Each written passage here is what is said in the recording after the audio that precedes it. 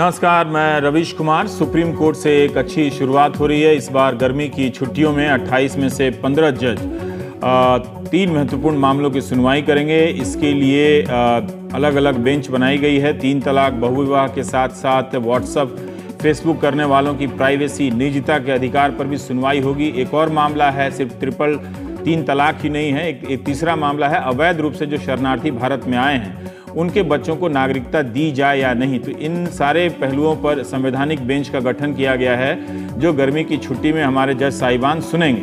वर्षों तक सुनवाई से अच्छा है कि इस तरह से कुछ महत्वपूर्ण मामलों की सुनवाई छुट्टियों के दौरान पूरी कर ली जाए। फैसला भी आ जाए तो और भी अच्छा। 24 अप्रैल 2016 पिछले साल प्रधानमंत्री मोदी ने जजों की सभा में छुट्टी को लेकर आग्रह किया था कि इस बारे में सोचा जाना चाहिए, वरना कोर्ट का समय कभी बढ़ाया ही नहीं जा सकेगा। हम सब इस बात के आदी होते जा रहे हैं कि अदालतों में जजों की संख्या कम है, वर्षों तक सुनवाई ही चलती रहती है। इसे लेकर एक संस्था ने अध्ययन किया कि क्यों देरी होती है। विधि सेंटर फॉर लीगल पॉलिसी नाम की यह संस्था है, इनका काम है। इसके लिए दिल्ली हाई कोर्ट का चुनाव किया गया। 1129 मामलों से जुड़े 8000 से अधिक आदेशों का फिजिकल रूप से, व्यक्तिगत रूप से अध्ययन किया गया है बगैर किसी कंप्यूटर के। सैंपल के तौर पर इन आदेशों का चुनाव 2011 से 15 के बीच दिल्ली हाई कोर्ट में करीब 2,0595 मामले दर्ज हुए थे और उन्हीं में से चुनाव किया गया है। और इनमें से 1 लाख से अधिक केस को 8 श्रेणियों में बांटा गया, फिर उनका एक प्रतिनिधि सैंपल लिया गया। सुनवाई से लेकर फैसले तक पहुंचने में देरी के कारणों की पहचान की गई है इस अध्ययन में। न्यायिक देरी के सवाल को अक्सर हम धारणा के स्तर पर ही समझते हैं। क्यों देरी होती है, इसके कारणों पर हम कम चर्चा करते हैं। क्या जज साहब की गैर हाजिरी वजह है, या वकील साहब ने बार बार अकारण स्थगन आदेश, एडजर्नमेंट जिसे हम कहते हैं, वो ले लिया है, या वकील हाजिर ही नहीं हुए, या अदालत के पास वाकई इतने ज्यादा मामले आ गए हैं कि हर केस पर जितना समय देना चाहिए उतना नहीं दिया जा सकता। विधि लीगल सेंटर ने पता लगाने की कोशिश की है कि सबसे अधिक देरी किस कारण से होती है। एडजर्नमेंट यानी स्थगन आदेश के कारण ये एक पता चला है कि इसमें सबसे बड़ा दोषी ये है। एडजर्नमेंट सबसे बड़ा कारण निकला है। 91% जिन मामलों में देरी हुई है उनमें एडजर्नमेंट एक बड़ा कारण है। 70% केस में तो 3 बार एडजर्नमेंट के कारण देरी हुई है। एडजर्नमेंट के भी अलग अलग कारण होते हैं। जुलाई 2016 में सुप्रीम कोर्ट के जस्टिस दीपक मिश्रा और जस्टिस नरीमन ने ट्रायल कोर्ट को चेतावनी दी कि एडजर्नमेंट एक वायरस के समान हो गया है और इस पर अंकुश लगाना होगा। गायत्री बनाम एम गिरीश मामले में सुप्रीम कोर्ट के इन 2 जजों ने कहा कि जो गवाह है, विटनेस है, उसे 7 बार कोर्ट में बुलाया गया। गवाह आया भी, लेकिन वकील ने बार बार, दोनों तरफ के वकीलों ने बार बार एडजर्नमेंट मांग लिया और उसे मिल भी गया। इसके बाद सुप्रीम कोर्ट के दोनों जज अपने फैसले में अलग अलग जगहों पर लिखते हैं, उसका सार हम पेश कर रहे हैं कि हमें यहां पर कहना पड़ेगा कि जो ट्रायल जज थे वो किसी भ्रम के शिकार थे। इल्यूजन शब्द का इस्तेमाल हुआ है क्योंकि बचाव पक्ष और याचिकाकर्ता के दिमाग में कुछ और ही चल रहा था। कोर्ट एडजर्नमेंट देता रहा, बचाव पक्ष ने गवाह से भी पूछताछ नहीं की, अगली तारीख लेता रहा। एक बुजुर्ग आदमी को गवाही देने के लिए इतनी बार कोर्ट में आने में क्या दिक्कत पेश आई होगी, हम कल्पना कर सकते हैं। ट्रायल कोर्ट ने इस मसले को 3 अक्टूबर 2015 तक स्थगित कर दिया। उस दिन भी गवाह कोर्ट आया, लेकिन बचाव पक्ष और याचिकाकर्ता के वकील ही कोर्ट नहीं आए। कोर्ट ने फिर से मैटर को एडजर्न कर दिया है। एडजर्नमेंट मांगकर इस केस में जानबूझकर देरी की गई। अदालत में जितने भी मामले होते हैं वो कोर्ट के सामने पेंडिंग कहे जाते हैं, चाहे वो 2 महीने पुराने हों या 2 साल से ज्यादा। लेकिन विधि संस्था ने यह देखने का प्रयास किया है कि जिन मामलों में फैसला आया है उनमें किन किन कारणों से देरी हुई। क्या वो देरी ना होती, ये कारण ना होते, तो वो फैसला और भी जल्दी आ सकता था। मामलों को निपटाने में दिल्ली हाई कोर्ट का रिकॉर्ड बहुत अच्छा है बाकी हाई कोर्ट की तुलना में। 2011-15 के बीच जितने भी केस फाइल हुए हैं यहाँ पर, उनका 76% हिस्सा दिसंबर 2015 तक निपटा दिया गया। इनमें से 60% केस ऐसे हैं जो 6 महीने के भीतर निपटाए गए। दिल्ली हाई कोर्ट का रिकॉर्ड शानदार लगता है, लेकिन क्या दूसरी अदालतों के बारे में भी हम ऐसा कह सकते हैं? संयोग से शुक्रवार को वकीलों ने भी हड़ताल की। लॉ कमीशन के कुछ सुझावों को लेकर उनका ऐतराज है। लॉ कमीशन ने एडवोकेट एक्ट में बदलाव का सुझाव दिया है ताकि वे वकील अब हड़ताल ना कर सकें। अगर हड़ताल पर गए तो अपने मुवक्किल को हर्जाना भरना पड़ेगा। इसमें वकीलों के पेशेवर व्यवहार को, कंडक्ट को भी परिभाषित किया गया है। अगर किसी वकील पर मिसकंडक्ट, अगर गैर पेशेवर व्यवहार के आरोप साबित हो गए तो उनका लाइसेंस तक रद्द हो सकता है। जैसे वे किसी केस में ठीक से मेहनत नहीं की उन्होंने, लापरवाही की, गलत सुझाव दिया, किसी से सौदेबाजी कर ली, तो इसे अब अनुचित व्यवहार माना जाएगा। वकीलों का कहना है कि यह सुझाव उनके विरोध करने के अधिकार के खिलाफ भी है और इस तरह से वो कोर्ट में वकालत ही नहीं कर पाएंगे, अपने मुवक्किल से ही उलझते रह जाएंगे। वकीलों पर 3 से 5 लाख के अलग अलग मामलों में जुर्माने का भी प्रावधान किया गया है अगर वे अपने मुवक्किल से गलत व्यवहार करते हुए पकड़े गए तो। अगर वकील काम पर नहीं आए तो अपने मुवक्किल को हर्जाना देना पड़ेगा। ये सारी बातें हैं और बार काउंसिल ऑफ इंडिया के जो प्रमुख हैं मनन मिश्रा का आप ये हिस्सा भी सुनिए। लॉ कमीशन का रिपोर्ट एक एडवोकेट्स एक्ट में अमेंडमेंट के लिए गया, उसके विरोध में दिया है। वो अगर वो रिपोर्ट लागू हो जाता है तो वकीलों का न्यायालयों में काम करना पूरी तरह मुश्किल हो जाएगा। कोई भी मुवक्किल ये कह देगा कि वकील साहब का व्यवहार हमारे साथ सही नहीं था, वकील साहब ने हमारा काम सही ढंग से नहीं किया, या फिर कोई भी कोर्ट, कोई भी जुडिशियल अफसर, कोई करप्ट अफसर भी ऐसे कह सकता है वकील के साथ कि वो हमसे मिसबिहेवियर किए, उनका बिहेवियर डिसऑनरेबल था। उसके बाद काम करना अब काफी रिस्की हो जाएगा।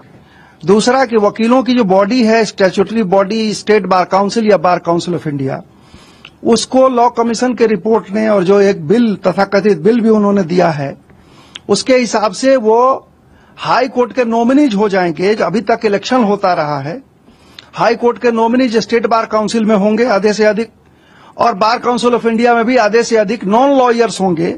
सुप्रीम कोर्ट और कुछ दूसरे अथॉरिटीज के नॉमिनीज होंगे। वो non lawyers like doctors, social engineers, accountants, chartered accountants, ऐसे लोग होंगे। वो हमारे वकीलों की जो बॉडी है उसको रेगुलेट करेंगे, हमारी जो डिसिप्लिनरी अनुशासनात्मक कार्रवाई होती है उसको वो देखेंगे। तो इसका हमने पुरजोर विरोध किया है और मैं धन्यवाद देता हूं पूरे देश के वकीलों को कि उन्होंने हमारे कॉल का आज वो माना उन्होंने, और सारे लोग आज काम पे नहीं गए। तो क्यों होती है सुनवाई में देरी से लेकर फैसले में देरी, और इसके लिए जिम्मेदार कौन है और कैसे इसे ठीक किया जा सकता है? तो हम इसी पर बात करने के लिए यहाँ जमा हुए हैं। हमारे साथ विधि लीगल सेंटर की जो रिसर्चर टीम है उनकी सदस्य हैं हमारे साथ, और जस्टिस सोढ़ी साहब हैं हमारे साथ, सुमति चंद्रशेखरन हैं और रिटायर्ड जस्टिस सोढ़ी साहब हमारे साथ हैं। सुमति, हम आपसे ही जानना चाहते हैं, शुरुआत करते हैं। आमतौर पे हम समझते हैं कि जजों की संख्या कम है इसलिए केस लटके पड़े हैं, एक बात है। क्या ये बात आपको सही नहीं लगती है? जजों की संख्या कम होने के वजह से एक कारण जरूर है। हाँ। मतलब मानते हैं कि हाई कोर्ट्स को लेके आप चलेगा तो करीब 44% सीट्स वेकेंट हैं अभी। हाँ। पर हम ये भी पूछना चाहते हैं कि जजों की संख्या के अलावा और कोई कारण है कि न्यायिक देरियां क्यों होती हैं? तो इसीलिए मतलब इंस्टीट्यूशनल तौर पे ऐसा कुछ है कि कोर्ट्स के फंक्शनिंग में, कोर्ट्स के जैसे चल रहे हैं उसमें कोई परेशानी है, कुछ इनहेरेंट फेलिंग्स हैं, प्रोसीजरल कोई दिक्कतें हैं। तो इसी सवाल को लेके हमने ये रिसर्च किया। तो आप लोगों ने 8000 आदेश को, ऑर्डर को पढ़ा? जी। हा? जी, 1 साल लगा के? 1 साल से थोड़ा कम लगा, 1 साल मतलब पूरा रिसर्च प्लान करने में लगा। लेकिन तो उसमें क्या ढूंढा आपने? मतलब कि एडजर्नमेंट या कौन सा शत्रु सबसे बड़ा मोटा सा नजर आता है? कि तो थोड़ा सा हम ये जानना चाहते थे कि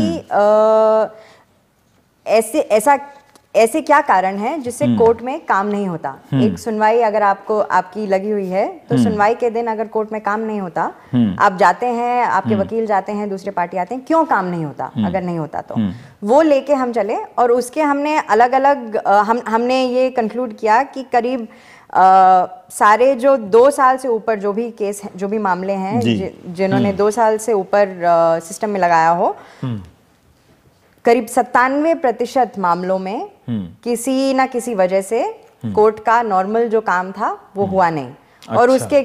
और उसके कई कारण हैं। कभी कोर्ट के वजह से हो सकता है, कभी वकीलों के वजह से हो सकता है, कभी रजिस्ट्री जो सिस्टम है जिससे सुनवाई की तारीख लगती है उसके वजह से हो सकता है। तो हमने ये सब सेपरेट करने की कोशिश की। खास जो जज के वजह से हो सकता है या वकीलों की वजह से हो सकता है वो जानने की कोशिश की। और सबसे ज़्यादा जो निकला जो प्रॉब्लम वो था कि जो वकील हैं वो जो आप आई मीन सब लोग जो समझते हैं तारीख पे तारीख मांगते गए, मतलब इसी वजह से जो डायलॉग जो ऑलमोस्ट कल्चरल ये हो गया है, क्योंकि वकील वक्त मांगते गए उसके वजह से करीब 91% मामलों में कोर्ट में काम नहीं चला। और भी वजह है, कभी ऐसा हुआ है कि वकील आए नहीं या जज नहीं आए या कोर्ट के पास टाइम नहीं था। जज नहीं आए क्या मतलब होता है? जज की तो अपनी छुट्टी होती होगी तभी तो नहीं आते, ऐसे जज नहीं आते। जज एब्सेंट है, हाँ, पर सुनवाई का डेट की तारीख लगी हुई है, हाँ, दे रखा है, और उसके वजह से बाकी सब लोग आ गए हैं, वकील आ गए हैं, पार्टियां आ गई हैं, लेकिन जज सीट पे नहीं है। हो सकता है कि छुट्टी पे गए हों या किसी काम से ना बैठ पाए हों, उसके वजह से भी कभी कभी कई बार ऐसे हुआ है। करीब 51% मामलों में ऐसा हुआ है जो केस 2 साल से ऊपर लगा चुके हैं कि जज नहीं है, लेकिन केस की लिस्टिंग कर दी गई है। जी जी जी। पर ये हम आमतौर पे ये समझते हैं कि एडजर्नमेंट, जैसे हम लोग भी रिपोर्ट करते रहते हैं, आज होगी बड़ी भारी सुनवाई सुप्रीम कोर्ट में, और जब वो 12 बज जाता है तो अचानक एक फ्लैश आता है कि कोर्ट ने 10 दिन के लिए एडजर्न कर दिया है।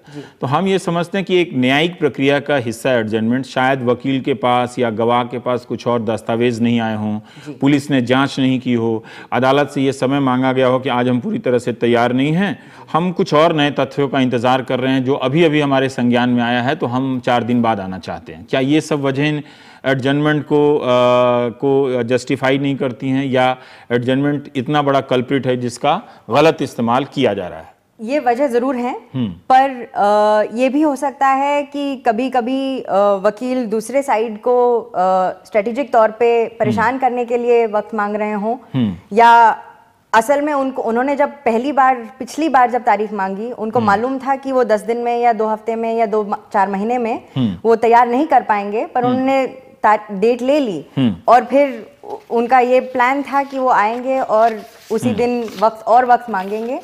तो हम ये समझते हैं कि अगर ये सब है, जानकार हैं लोग, सारे वकील भी जानकार हैं, जज भी जानकार हैं, अगर ये समझते हैं कि मामला इतना कॉम्प्लेक्स है कि 4 महीने में जो आपको दस्तावेज इकट्ठे करने हों वो नहीं कर पाएंगे आप, तो आप 4 महीने नहीं, क्यों आप 6 महीने का डेट दो। आप एक सुनवाई क्यों वेस्ट कर रहे हो? क्योंकि सुनवाई में जो सुनवाई है, हाँ, उसी किसी और को आप ला सकते हो उसी वक्त, उसका पैसा जो है उस पर खर्च कर सकते हो आप। अगर ये सारे आपने जो अध्ययन किया है, अगर एडजर्नमेंट को अगर रोका जाता, चेक किया जाता, तो फैसला ये जो 2 साल में जो आया है वो और कितने समय में आ सकता था? काफी असर पड़ता। वो हमने कैलकुलेट नहीं किया, लेकिन हमने ये कैलकुलेट किया है कि करीब 60% सुनवाइयां हैं जो जिसमें ऐसा हुआ है कि सुनवाई, मामले नहीं कह रही, सुनवाइयां हैं, तो 10 सुनवाई ले लीजिए, उनमें से 6 सुनवाइयां ऐसे हैं जिनमें कोर्ट ने कुछ काम नहीं किया हो, तो आप वेस्टेज के तौर पे उसको मान सकते हैं। तो और अगर आप उसको लें तो, और उसको अगर आप फिक्स करने की कोशिश करें, आपका उतना पैसा बच सकता है, कोर्ट का फंडिंग बच सकता है, बजट बच सकता है, पार्टीज का वक्त बच सकता है, लॉयर्स का टाइम बच सकता है, जज का टाइम बच सकता है। बात यह है कि कोर्ट के पास पावर ऑलरेडी है। क्या पावर पे? जो अगर हम लिटिगेंट हैं, मुवक्किल हैं, तो हम तो यही समझेंगे वकील साहब ने एडजर्नमेंट ले लिया, ठीक ही सुझाव दिया होगा और हमारे लिए बेहतर है। जी। तो 2 चीजें हैं। कोड ऑफ सिविल प्रोसीजर जो है उसमें एक सजेशन के तौर पे, रिकमेंडेशन के तौर पे कहा गया है कि courts are suggested to not give more than 3 adjournments per case. एक केस में 3 बार से ज्यादा एक वकील को एडजर्नमेंट नहीं मिलेगा। जी। पर बहुत सारे इंटरप्रिटेशंस इसके हो चुके हैं बहुत सालों से कि ये आप हार्ड लाइन नहीं ड्रॉ कर सकते, क्योंकि इसमें एक्सेस टू जस्टिस का सवाल आ सकता है। जैसे आपने 5 मिनट पहले कहा कि हो सकता है कि कोई जेन्युइनली किसी के पास मतलब उनको तैयारी का वक्त ना मिला हो या कोई आ नहीं पाया हो, तो एक हार्ड लाइन के तौर पे नहीं ड्रॉ कर सकते। लेकिन आप अगर 3 एडजर्नमेंट्स का आप लाइन मतलब नंबर लें, तो हमने जो रिसर्च किया था उसमें पता चला कि करीब ऑलमोस्ट 70%, 68 इनफैक्ट 68% केसेस ऐसे हैं जिनमें 3 से ज्यादा एडजर्नमेंट्स दिए गए हैं। तो मतलब ये रूटीन है। तो ये हमें फिक्र होनी चाहिए कि ऐसा है क्या कि वकील सिस्टम को अब्यूज कर रहे हों, और कोर्ट्स के पास ऐसा भी पावर है कि अगर वकील सिस्टम को अब्यूज कर रहे हों किसी भी तौर पे, वो एग्जेम्पलरी कॉस्ट्स के तौर पे फाइन लगा सकते हैं या वकीलों को पनिश कर सकते हैं या पार्टी या वार्न कर सकते हैं कि अब आगे नहीं देंगे अब इसके बाद से। हमारे साथ जस्टिस सोढ़ी हैं। सर, RS सोढ़ी हैं। हम लोग अभी तक यही चर्चा करते रहे हैं मुख्य रूप से कि आप जजों की संख्या कम होती है अदालतों में, वो कम है भी, ये मुख्य कारण है। पर आज ये मैं चर्चा इसलिए कर रहा था कि इस रिसर्च से मुझे ही समझने का एक मौका मिला कि कोर्ट के भीतर भी ऐसी बहुत सारी कमियां हैं जिनको अगर ट्यून इन कर दी जाए, ठीक कर दी जाए, तो शायद हम और बेहतर प्रदर्शन कर सकते हैं। और ये जैसा कि अभी सुमति बता रही थी कि ये बेस्ट हाई कोर्ट है, दिल्ली हाई कोर्ट मतलब भारत का एक शानदार प्रदर्शन करने वाला हाई कोर्ट माना जाता है। अगर यहाँ इन कमियों की पहचान की गई है तो बाकी जगहों की क्या हालत होती होगी। अगर हम इसको दुरुस्त कर लें तो हम इस बीमारी से काफी लड़ सकते हैं। पर क्या आप बता सकते हैं कि जैसा अभी सुप्रीम कोर्ट के 2 जस्टिस का भी बयान अभी मैंने पढ़ा कि जस्टिस मिश्रा और जस्टिस नरीमन का कि एडजर्नमेंट पे एडजर्नमेंट दिया जाता रहा है एक केस में, और विटनेस है जो 7 बार 8 बार कोर्ट में आता है लेकिन वो वकील लोग एडजर्नमेंट लेके चले जाते हैं। तो ये कितना बड़ा कारण है आपके अपने अनुभव से अगर आप बता सकें तो, और हमारे दर्शकों को कैसे जागरूक किया जा सके कि ताकि वो इस पे नजर रखें और समझें कि कोई इसमें रणनीति के तहत या ज्यादा फीस वसूलने के कारण भी एक तरह से वकील बार बार एडजर्नमेंट का सुझाव दे रहे हैं।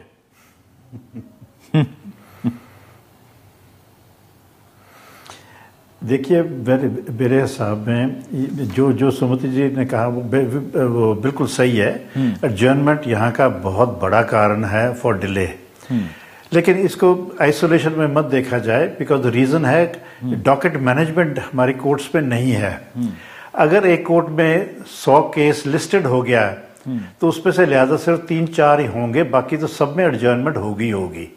So this is docket management is bad. उसको सुधारना पड़ेगा कि उतने ही केस लगे जितने के खत्म हो जाएं उसी दिन। दूसरा, जिस दिन केस लग गया फॉर फाइनल हियरिंग या हियरिंग के लिए, उसके बाद they should be no adjournment whatsoever. अगर ये एडजर्नमेंट्स बंद हो जाएं और वकील प्रिपेयर होकर अपना केस पुटअप करे, तो एक केस में आधा घंटा या 1 घंटा से ज्यादा केस में नहीं लगता। लेकिन हो सकता है कोई बड़ा केस हो जिसमें एक दिन 2 दिन लगे, लेकिन ज्यादा से ज्यादा 1 घंटा या 2 घंटे में केस खत्म हो सकता है, only if there is docket management. और एक तो ये हो गया। दूसरी चीज ये है, कार्डर स्ट्रेंथ जो होती है उसको तो पूरा रखना ही पड़ेगा ना। ये 50% कार्डर स्ट्रेंथ पर आप कहते हो 100% काम हो, ये भी गलत बात है। पर इसको रोका कैसे जा सकता है? एक शब्द आपने डॉकेट मैनेजमेंट का इस्तेमाल किया, मुझे भी नहीं मालूम है और मैं उम्मीद करता हूं कि मेरे कई दर्शकों को भी नहीं मालूम होगा, तो अगर आप इसे और समझा दें तो अच्छा रहेगा। ये देखिए, डॉकेट मैनेजमेंट मेरे हिसाब से ये अगर रजिस्ट्री में ही कोई सिस्टम हो जिसके तहत 10 या 5 या 6 केसेस से ज्यादा केसेस नहीं लगने चाहिए फॉर हियरिंग, और वो जो केस जो एक दफा लग गया हियरिंग के लिए, वो फिर हियरिंग करके ही वापस जाएगा, उसको वैसे वापस नहीं हो सकता। तो ये तो है डॉकेट मैनेजमेंट हो सकती है कि इतने केस लगेगा, उससे ज्यादा नहीं लग सकता। और लेकिन क्योंकि स्ट्रेंथ कम है और केस फाइलिंग ज्यादा हो रही है, इसलिए अगर स्ट्रेंथ पूरी हो तो डॉकेट मैनेजमेंट इजियर होता है। लेकिन अब देखा जाए तो यही है कि भी केस तो बहुत ज्यादा लग जाते हैं और आधा टाइम लगता है एडजर्नमेंट देने में और थोड़ा टाइम रह जाता है केस सुनने में। So this is an absolutely disasters situation. आपके नजरिए से वकील बार बार एडजर्नमेंट क्यों मांगते हैं?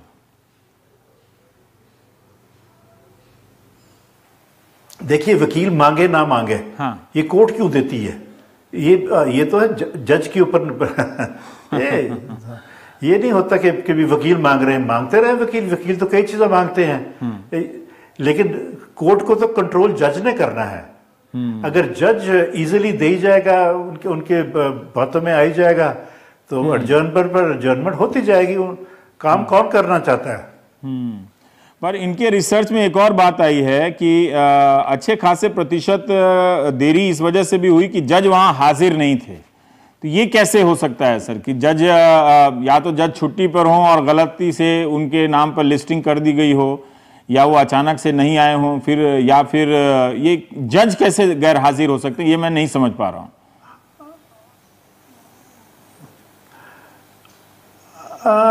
ऐसे है कि जज ऑर्डिनरली तो नहीं, छुट्टी पर नहीं जाते। हाँ। लेकिन अगर कोई बीमार हो गया हो या कोई ऐसी वैसी बात होगी हो, उनकी छुट्टी तो वो ले सकता है।